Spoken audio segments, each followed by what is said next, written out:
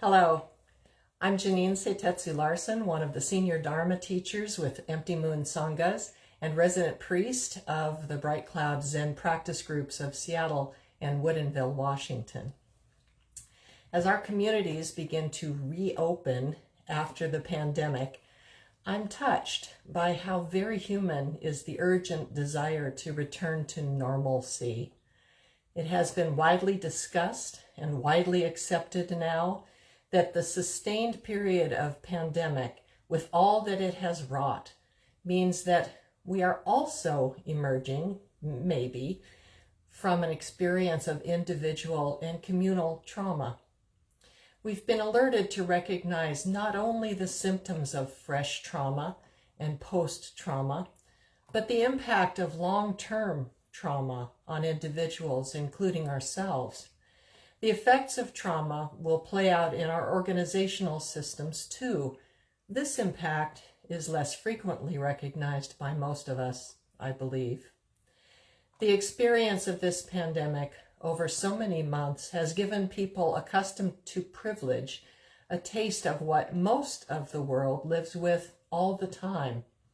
That life is not like a recreational trip to the skating rink in stylish functional clothes to exchange an inconsequential amount of money for some special footwear that allows us to play loose with friction on a well-prepared slippery surface in order to experience the exhilaration of flying and falling.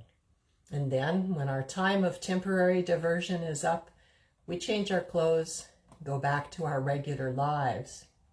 For most of the world, life is more like the unrelenting fear of being on thin ice with no hope of escape to a different normal. Years ago, I lived in Mammoth Lakes, California, a year-round resort high in the eastern Sierra.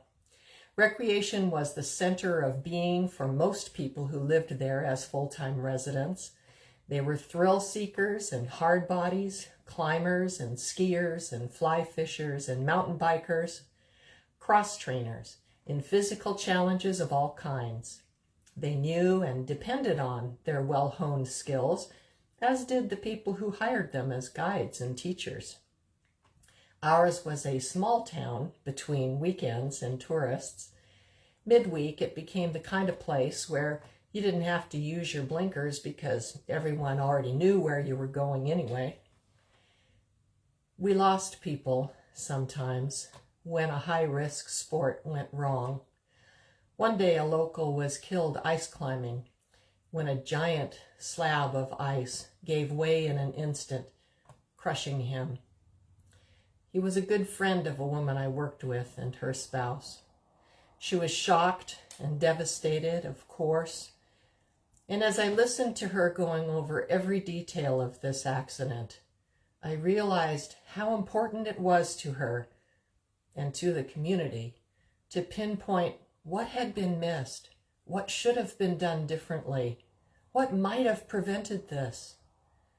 She needed to prove to herself that there was a way the rest of us all had immunity. And isn't this what we all do, we people of privilege? We want to be and expect to be masters of our fates, controllers of how we move within our environments. If we can do this, we are free to take risks, be bold, reach the top, stay safe. Those who don't have the privilege of these delusions count on religion for the most part, the unseen forces that can't be controlled but might be appeased if we behave correctly. When someone dies, it's God's will, or maybe that person's own fault for not making the right offerings and bringing the consequences on themselves. The story of the slab of ice comes back to me often. Of course, it's important to understand what went wrong when disaster strikes. We do have the ability to be masters of safety in some things, well-engineered building construction, for example. And of course, We must always add to our personal and collective knowledge base when things fail. It's part of our communal responsibility. But whether it's a matter of scientific analysis or an adjustment of superstitious belief, there's still the element of tribal response. Zen practice is all wrapped up in this, a slippery spot for many of us. It's easy to believe, sometimes quite without realizing we've fallen into it, that if we can just practice enough and practice perfectly, we will achieve bulletproof equanimity. That's not quite safety, but maybe we hope that it's a safeguard for our hearts and for our psyches. This is off the mark, of course, a misapprehension of Zen or Buddhism as a diagnosis and corrective to all that ails us. I can't help but see this as one of the reasons we attract certain people to our practice circles, and also one of the reasons they leave after trying it out and sooner or later realizing that they are not finding a fix that is working for them. I was reminded again of this by Norman Fisher in his book with co-author Susan Moon, What is Zen? Plain Talk for a Beginner's Mind. In the chapter titled Over the Long Haul, a phrase with an ironic echo in this pandemic time, Norman points out that a religion can be a refuge for laziness and ignorance, which in turn can contribute to a tolerance of Sangha abuse by religious leaders. Norman notes that this is not the fault of religions, I think. Eliminating religion is not going to eliminate human stupidity and destructiveness. The religious impulse will just get displaced onto other human endeavors. There will be scientific true believers, Marxist true believers, libertarian true believers, and so on. Religion in another form. So, he says, religion has to include within itself its own undoing. In other words, some form of doubting and wondering, some way of renewal. Otherwise it becomes stale, as any one of us becomes stale, unless we have some way of opening up, refreshing.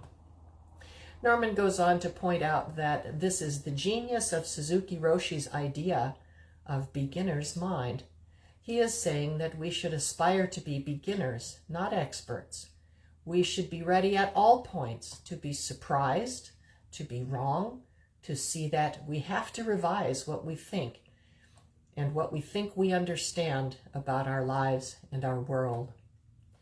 Where do you recognize this in your own experience with this long haul of the pandemic?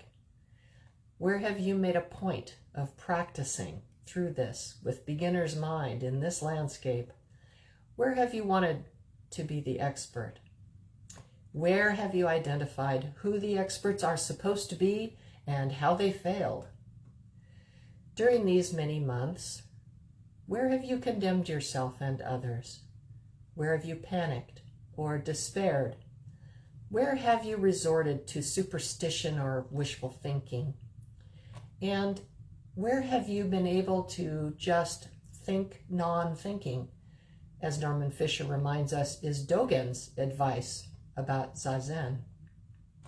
In Norman's words, Dogen encourages us to sit in a free and open space, allowing thoughts to arise and pass away without evaluation or shaping. That in itself, says Norman, is beginner's mind, a mind that isn't deciding what is right or wrong, correct or incorrect, but is willing to allow whatever arises and passes away to be whatever it is. Teachers, sanghas, and teaching itself also keep us honest and on track. It occurs to me that the guidance to aspire to be beginners, not experts, is right in line with the current suggestion that obsession with perfection is one of the identifiable and damaging characteristics of white supremacy culture. I can't speak for the truth or non-truth of an obsession or lack of one with perfection in other cultures, but I am a witness to, a victim of, and a perpetrator of its devastating impact in the water I grew up swimming in, having fallen through that particular large swath of thin ice many, many times. So much of our experience of the pandemic and the common strategy for coping with it has been wrapped up in the phrase, "It is what it is." And that makes me wonder, what would happen if this relaxation of control over our firmly steering and meticulously curating our lives grew roots as a widely shared custom? What would we lose? What would we gain? Norman Fisher muses that over the long haul, life will wake you up. Something always happens, something great or something terrible, to shake you out of your doldrums. If you find that things are going stale, all you have to do is wait a minute, and before you know it, something will erupt in the middle of your life to wake you up. Well, is that what we have been experiencing over the long haul of this pandemic, maneuvering over this slab of ice?